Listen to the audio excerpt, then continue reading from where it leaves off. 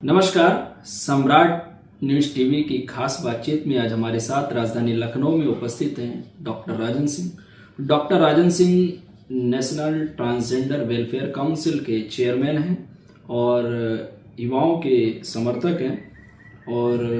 अभी इन्होंने दिल्ली विधानसभा चुनाव में नामांकन किया था, चुनाव भी लड़ा दिल्ली की सीएम आतिशी के खिलाफ। तो सबसे पहले राजन सिंह जी, आपका हमारे सम्राट न्यूज टीवी में बहुत बहुत स्वागत है। बहुत बहुत धन्यवाद आपका वेद जी। मैं सीधे आपसे यही सवाल करूंगा, जिस तरीके से आपने दिल्ली विधानसभा चुनाव में दिल्ली की सीएम आतिशी जो थी उनके विरुद्ध पर्चा भरा और चुनाव लड़ा, तो किन किन कठिनाइयों का सामना आपने किया और चुनाव लड़ने के पीछे का क्या उद्देश्य रहा और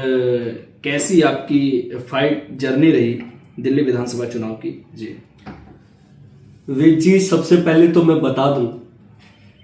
कि मेरी लड़ाई एक सीएम के खिलाफ नहीं थी जी। मेरी लड़ाई उस व्यवस्था के खिलाफ थी जिसने 10 साल में दिल्ली को बर्बाद कर दिया जी। आतिशी जी जिन मुख्यमंत्री के खिलाफ मैं चुनाव लड़ा, पूरे दिल्ली में 1000 लोग चुनाव लड़े जी। आप कल का, मैं कह रहा हूं कल का कोई न्यूज़पेपर उठा के देख लीजिए जी। देश के हर बड़े न्यूज चैनल में यह चला कि दिल्ली के अंदर में मैं दिल्ली का एकमात्र थर्ड जेंडर कैंडिडेट था जी। ऐतिहासिक कदम था ये जी। भारतीय जनता पार्टी हो, चाहे आम आदमी पार्टी हो, चाहे कांग्रेस की पार्टी हो, सबने कहा कि यह ऐतिहासिक कदम है जी। देश के अंदर में पहली बार ऐसा हो रहा था कि दिल्ली की राजधानी के अंदर में दिल्ली की सबसे ताकतवर व्यक्ति के खिलाफ, दिल्ली के मुख्यमंत्री के खिलाफ, एक थर्ड जेंडर, एक सबसे बड़े व्यक्ति के खिलाफ, सबसे अंतिम वर्ग, अंतिम पंक्ति के अंतिम व्यक्ति कोई चुनाव लड़ रहा था। जब मैं चुनाव लड़ रहा था तो दिल्ली की आवाज, उस वर्ग की आवाज को मैं उठाने के लिए लड़ रहा था जिसको आज 75 वर्षों में शौचालय की भी सुविधा नहीं मिली। मैं उस ट्रांसजेंडर समुदाय के लिए लड़ रहा था जिसको आजादी के 75 वर्षों में, जिसको खाना खाने के लिए, पेट भरने के लिए सेक्स वर्क जैसे घिनौने काम करने पड़ते हैं क्योंकि उसके लिए रोजगार की व्यवस्था नहीं थी। और मैं गर्व से कहना चाहता हूं कि मैं पूर्ण रूप से हमारे को पहचान दिलाने वाले, हमारे लोगों की दर्द को अपना दर्द समझने वाले आदरणीय प्रधानमंत्री श्री नरेंद्र मोदी जी के उस विश्वास के साथ था जिन्होंने 2019 में समाज के इस वर्ग, ट्रांसजेंडर वर्ग के दर्द को समझा और देश के अंदर में 2019 में भारत की संसद भवन में ट्रांसजेंडर प्रोटेक्शन एक्ट पास किया और ट्रांसजेंडरों को समानता का अधिकार दिया। जैसा कि आपके चुनाव प्रचार के मध्य में कई बार दिल्ली पुलिस ने आपको गिरफ्तार किया, तो किन कारणों को लेकर के दिल्ली पुलिस क्या किसी दबाव में कार्य कर रही थी या इलेक्शन कमीशन का नियंत्रण दिल्ली पुलिस पे नहीं था? इस तरीके से एक कैंडिडेट को बार बार अरेस्ट करना, इसके पीछे का क्या कारण रहा? दिल्ली का रिजल्ट 8 तारीख को आया जी। 8 तारीख को वोटिंग हुई, 10 तारीख को रिजल्ट आया। अभी आप 11 तारीख का कोई समाचार पत्र खोल लीजिए, उसमें स्पष्ट, जब मेरी गिरफ्तारी हुई 2 तारीख को, मैं दिल्ली की मुख्यमंत्री के खिलाफ चुनाव लड़ रहा था, आतिशी जी के खिलाफ, उन्होंने मेरे हाथों में हथकड़ियां डलवा दी। राजन सिंह के हाथों में जिस दिन हथकड़ियां डली, मैंने भरे डीएम ऑफिस में यह कहा था कि सरकार का सत्यानाश होगा,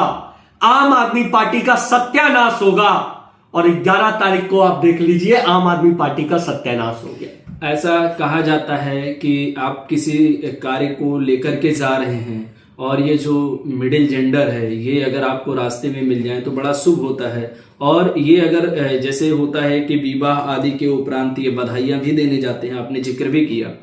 तो इस तरीके से अगर आपने इनके राइट को लेकर के एक नामांकन दाखिल किया और चुनाव मैदान में आए कि इनके हक अधिकार की लड़ाई लड़नी है, और ऐसी स्थिति में इनके हक अधिकारों की लड़ाई के बीच में आपको सरकार द्वारा प्रताड़ित किया गया, प्रशासन द्वारा कई बार गिरफ्तार किया गया, तो आपके तर मन से निकली हुई जो पीड़ा थी, जिसको आपने कह लीजिए कि इस तरीके से अभी आप ही बता रहे हैं कि हमने कहा,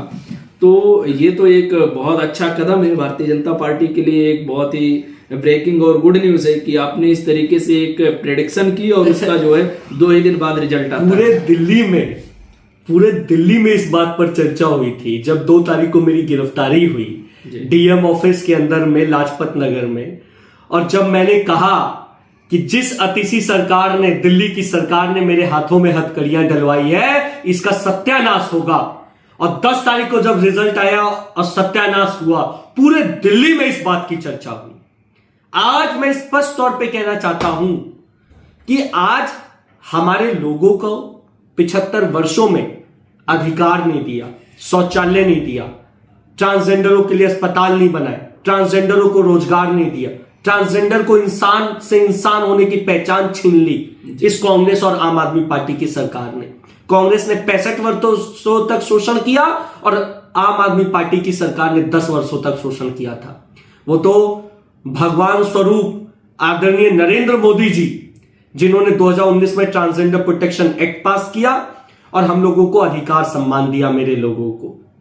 आज मैं स्पष्ट तौर पे यह भी कहना चाहता हूं आपके चैनल के माध्यम से कि दिल्ली के अंदर जो ये अभी आम आदमी पार्टी का सत्यानाश हुआ है, क्योंकि ये तो एक बार जब हथकड़ी लगी थी तब बोला था, 2 महीने के अंदर में इनकी पार्टी बिखर जाएगी और पूरी की पूरी पार्टी खत्म हो जाएगी। ये मैं आपके चैनल के माध्यम से दावा कर रहा हूं। ये बहुत बड़ा दावा है, और इसी दावे के आधार को देखते हुए मैं आपसे ये भी जानना चाहूंगा कि अभी पंजाब में आम आदमी पार्टी की सरकार है, पंजाब में आम आदमी पार्टी के सीएम है, तो कहने का मतलब राजन सिंह जी की आगे की क्या योजना है कि पंजाब में भी इस तरीके से इनका, जिस तरीके से आप कह रहे हैं, तो ऐसी कोई योजना कोई आपने बना रखी है कि पंजाब की सरकार को भी इनकी आप गिराएं? पंजाब के अंदर में स्पष्ट रूप से समझ लीजिए जी, ये सिर्फ हलचल नहीं हो रही है। पंजाब के अंदर में आम आदमी पार्टी को महाराजा रणजीत सिंह जी की पुण्य आत्मा का श्राप लगा है और ये सरकार गिरनी ही गिरनी है, इसको कोई रोक नहीं सकता, क्योंकि आम आदमी पार्टी ने लोगों के विश्वास को छला, लोगों के भावनाओं को छला,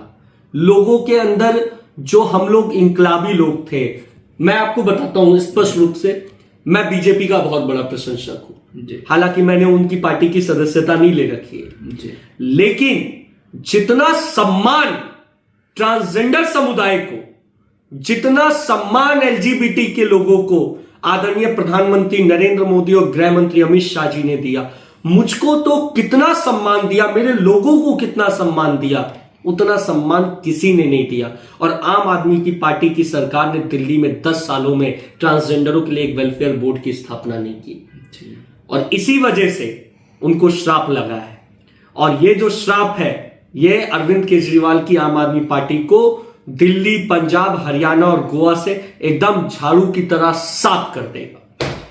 बहुत बहुत धन्यवाद। हमारे साथ डॉक्टर राजन सिंह जी थे, उन्होंने मुखरता पूर्वक खास बातचीत में बेबाकी अंदाज में अपने सारी पक्ष को रखा, और इसी के साथ सम्राट न्यूज़ टीवी के लिए वेद प्रकाश दुबे की रिपोर्ट।